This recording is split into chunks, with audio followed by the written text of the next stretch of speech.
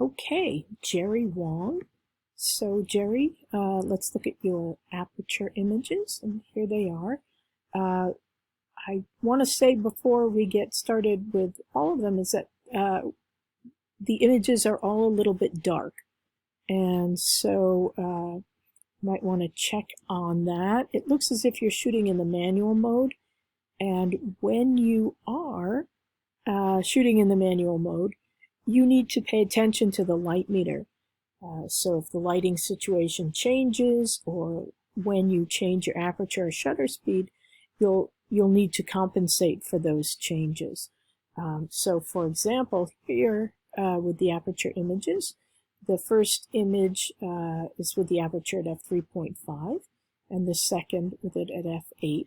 So that's a difference of a little more than 2 stops, but the shutter speed remained, well, close to the same.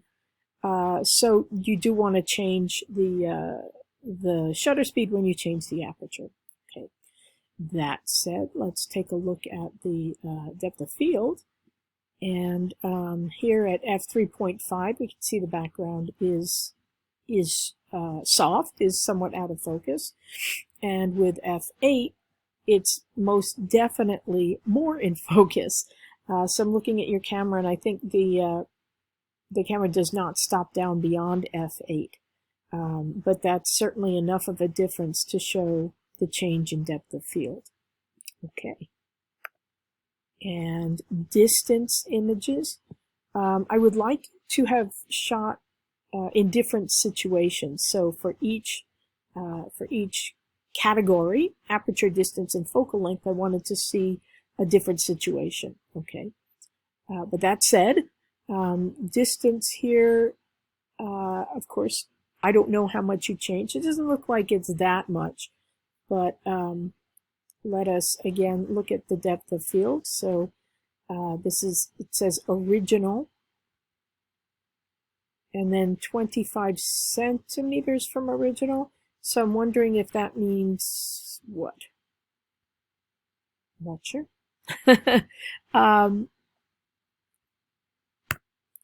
So in this case, you are closer in this one, and then further away.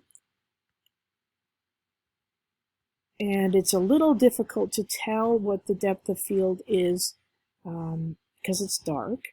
But it looks as if the background with the further away image is indeed sharper than it is when you're closer in. Okay, so that's what we want to see. And finally, focal length. I beg your pardon. So here we have it at 24 millimeters and then 44 millimeters. Look at the background again. So both are relatively sharp here with the 24 millimeters, and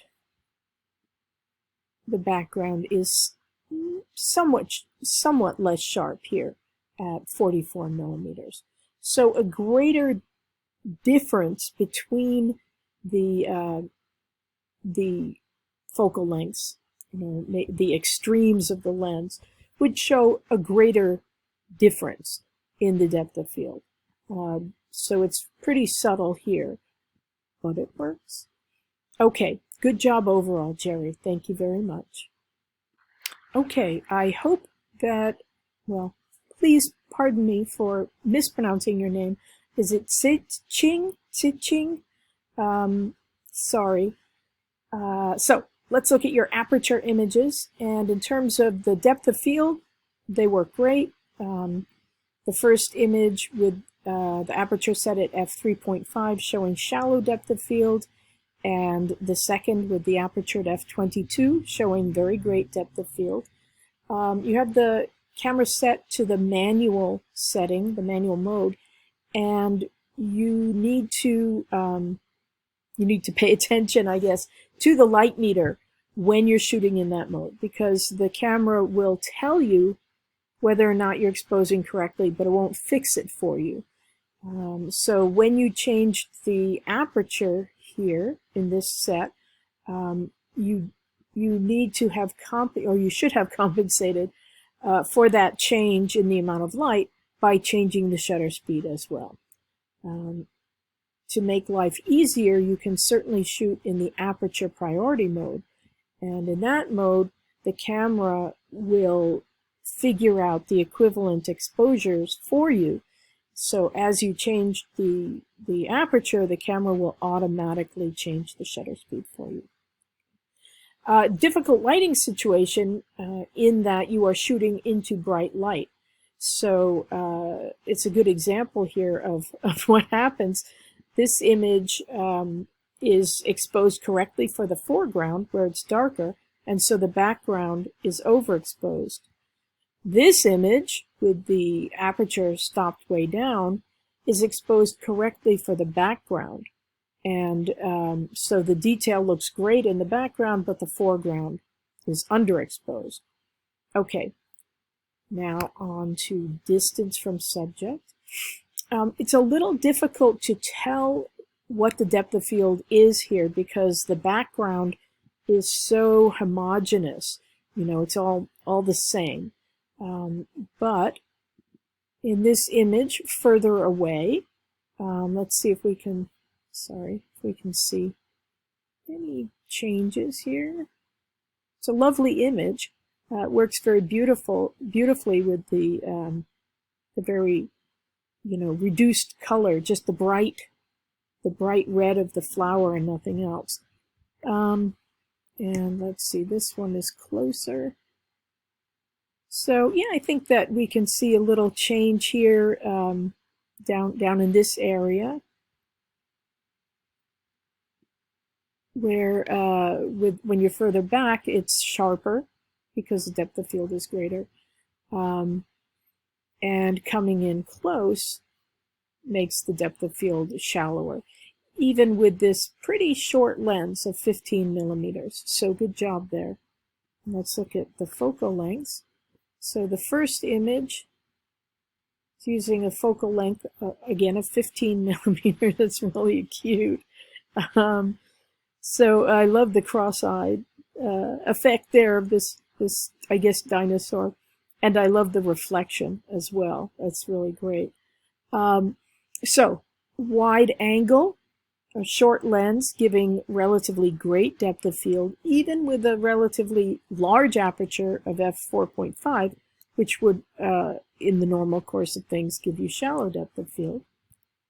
And then with the narrow or 35 millimeter focal length, much shallower depth of field. So let me back it out here. But at 30, now it says 36 millimeters. Sorry, I must have misread that. The depth of field is definitely shallower. The background is out of focus, and it has the effect of isolating the subject, from the surrounding information, as of course does coming in closer. So really nice job. Thank you very much, Si Ching. And again, my apologies for mispronouncing your name. Okay, great job. Thanks. Trevor? Okay, let's look at your work. I would like you to have put your images in separate folders so that I can tell, easily which images are for which subjects. That said, let's take a look at the first set here of these beautiful California poppies. So this set is, I guess, for distance. And here you're a foot away and 5 feet away. And great job on these. Coming in close obviously gives you shallower depth of field, isolating the point of focus from the surrounding information. And backing up, especially with the short lens, really gives pretty great depth of field. And we have an overall sense of this place. Okay. So these next images are focal length of the lens, 44 millimeters and 14 millimeters. It's a little difficult to see the change in depth of field in these images because you don't really have a foreground and a background relative to each other. It's not to say you don't have a foreground and a background, but because of the way they're oriented, we can't see as much of a change in the depth of field, especially in this image where with the longer lens.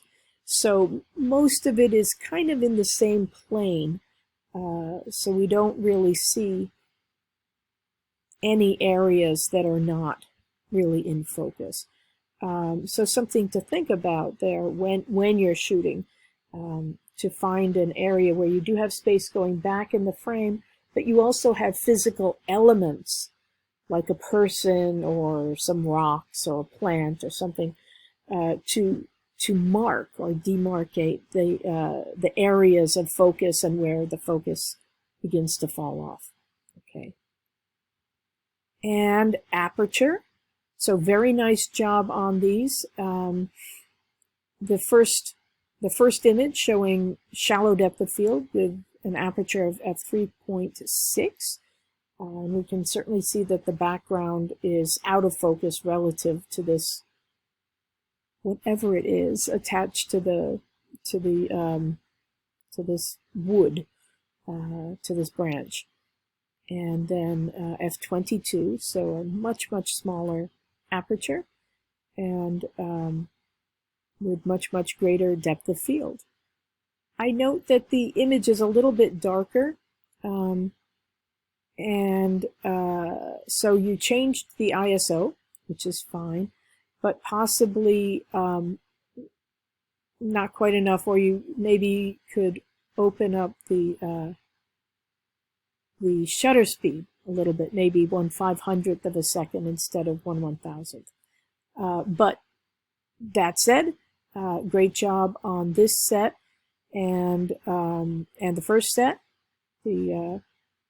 Sorry, let me go back to them here. The poppies, and this set, you're welcome to redo if you want to, though it's not necessary. Okay, very nice job, Trevor. Thank you. Okay, Gabri, let's take a look at your images. So this first set is for aperture. The first image on the left set with the aperture set at 3.5, and then on the right at f22. It's difficult to see the difference in the depth of field at this distance, but if we come in close, we can see the change in the depth of field. So this is with the aperture at 3.5 and then at f22. And there's definitely a change in the focus. The background is definitely softer in focus with the aperture at f3.5 than it is at f22. So good. Not sure what quite attracted you to this scene, but you might play around with it a bit more, changing your vantage point perhaps. Okay. So here's distance. It says here at 1/2 foot and then 4 feet. Oh, let me back out of there. So the change in distance is great. It's difficult to see a change in the depth of field because there's nothing between you and the shelf and wall. So it would help to see a change if there were maybe a person standing or sitting halfway between you and the shelves, or a pet or something. Okay, so let me go to the other image.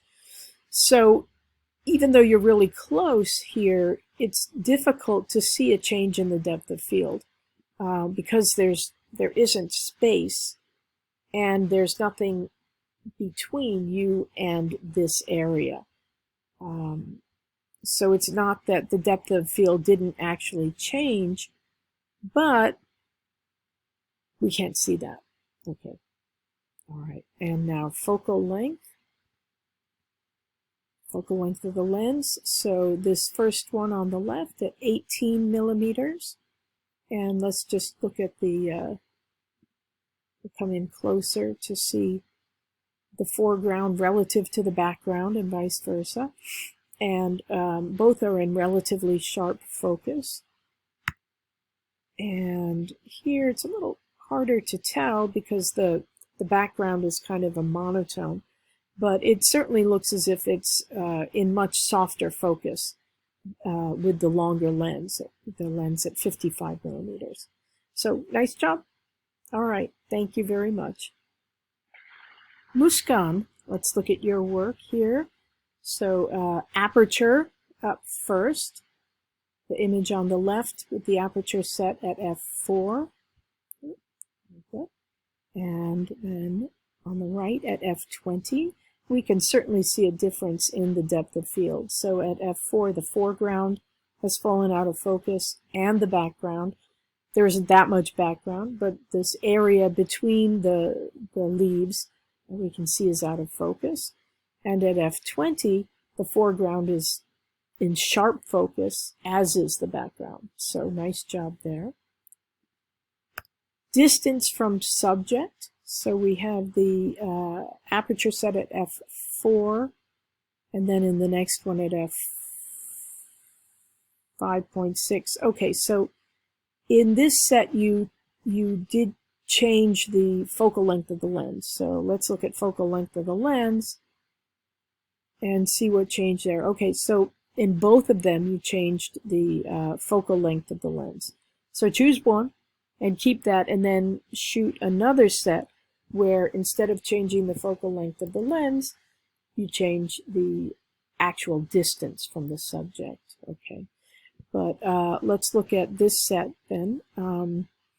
Here the focal length is set to 28 millimeters and the aperture is at f4, and the depth of field is pretty great. So if we come in back here, we can see that the background is a little bit less sharp, but overall the image is in focus from foreground to background. Even with the large aperture of f4, which would normally give you shallow depth of field. In this image, with the focal length at 75 millimeters, so a mildly telephoto lens, even though you've come in pretty close and we can't see that much of the background, we can see enough to know that the depth of field is pretty shallow. Back here, next to the right of the fruit, you can see that it is in fact out of focus. Okay, so very nice job on aperture and focal length of the lens. And if you want to reshoot and resubmit the distance from subject, that would be great. And I'm happy to regrade. Okay, all right. Thank you, Ms. Gunn. Dina. Okay. A couple of things. First, I want to say I like some of these images. They have a dark, slightly creepy feel to them.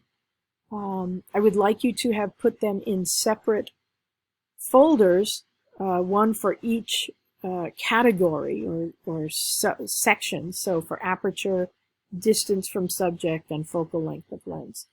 And there is the metadata for these images did not come through, so I cannot tell what settings you used, and your titles actually are not titles, so they're untitled. So I have no way of knowing what you did. They look similar to me, but I can't tell. So I would be delighted to regrade if you reshoot these images. Take a look at the assignment again. Reread it so you really understand what I want. And of course, feel free to email me or come to my office hours so we can talk about this. Okay, thanks. Heather. Okay, let's look at your work here. First, aperture. So this first image with the aperture set at f16, and then the same setting at f1.4, a very large aperture indeed. Great job with the depth of field. You definitely are showing a huge difference in the depth of field.